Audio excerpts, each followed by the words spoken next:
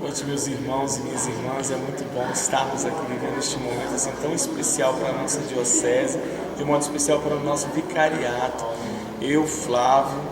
coordenador do Ministério das Artes e Música do Vicariato Sede, da Renovação Carismática Católica, me sinto assim muito honrado e agraciado por Deus em estar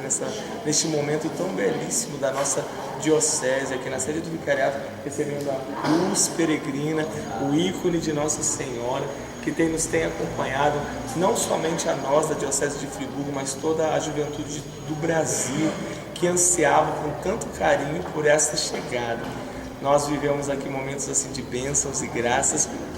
e eu tenho assim particularmente muito a agradecer, porque na chegada dele aqui, destes sinais tão preciosos para nós como jovens, como cristãos católicos, eu fui agraciado em poder carregar essa cruz, onde eu me senti assim muito emocionado, assim indigno, servo indigno, mas amado e muito querido por Deus.